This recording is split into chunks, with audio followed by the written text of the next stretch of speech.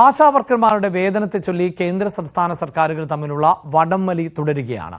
നൽകേണ്ടതെല്ലാം നൽകി എന്നും utility certificate എന്തുകൊണ്ട് സംസ്ഥാനം കേന്ദ്രത്തിന് കൊടുക്കുന്നില്ല എന്നുമാണ് കേന്ദ്ര സഹമന്ത്രി സുരേഷ് ഗോപിയുടെ ചോദ്യം.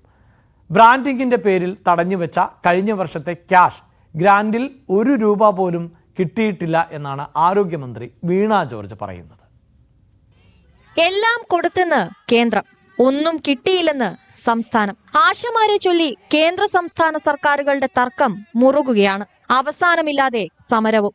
പാർലമെന്റിൽ കേന്ദ്ര സർക്കാർ പറഞ്ഞ കാര്യം സമരപ്പന്തലിലെത്തി സുരേഷ് ഗോപി സമരക്കാരെ അറിയിച്ചു. യൂട്ടിലിറ്റി സർട്ടിഫിക്കറ്റ് എവിടെയെന്ന് സംസ്ഥാനത്തോട് സുരേഷ് ഗോപിയുടെ ചോദ്യം. കൊടുക്കാനുള്ളത് കൊടുത്തു കഴിഞ്ഞു എന്ന് പറയുന്നത് അവസാനിച്ചു.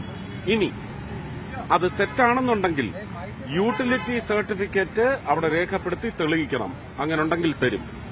യൂട്ടിലിറ്റി സർട്ടിഫിക്കറ്റ് എന്തുകൊണ്ട് കൊടുക്കാൻ പറ്റുന്നില്ല? കേന്ദ്രം പറയുന്നതെല്ലാം കള്ളമെന്നാണ് സംസ്ഥാനത്തിന്റെ വാദം. യൂട്ടിലിറ്റി സർട്ടിഫിക്കറ്റ് നേരത്തെ നൽകി. 2025 വരെയുള്ള ഫിനാൻഷ്യൽ മോണിറ്ററിംഗ് സർട്ടിഫിക്കറ്റും അയച്ചു കൊടുത്തു. ഇത് സംബന്ധിച്ച രേഖകളും ആരോഗ്യമന്ത്രി സഭയിൽ വച്ചു. കേരളത്തിന്റെ യൂട്ടിലൈസേഷൻ സർട്ടിഫിക്കറ്റ് ആണ് സർ. 2025 ഫെബ്രുവരി വരെയുള്ള മുഴുവൻ ഫിനാൻഷ്യൽ സ്റ്റേറ്റ്മെന്റ്സും അതുപോലെ ഫണ്ട് ലൊക്കേഷൻ സംബന്ധിച്ച മുഴുവൻ കാര്യങ്ങളും അയച്ചിട്ടുണ്ട് സർ.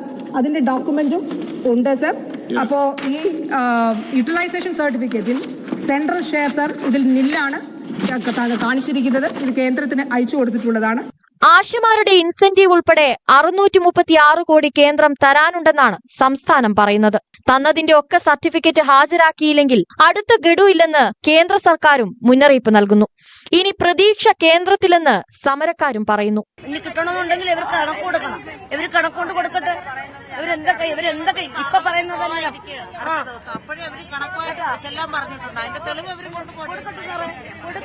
കൊണ്ടുവന്ന് കണക്ക് കൊടുക്കട്ടെ. ഞങ്ങൾ പാവങ്ങളല്ലേ, കാണുന്നില്ല ഈ കിടന്ന് ഈ പെരുമഴത്തല്ലേ ഞങ്ങളെ ഇറക്കി വിട്ടത്.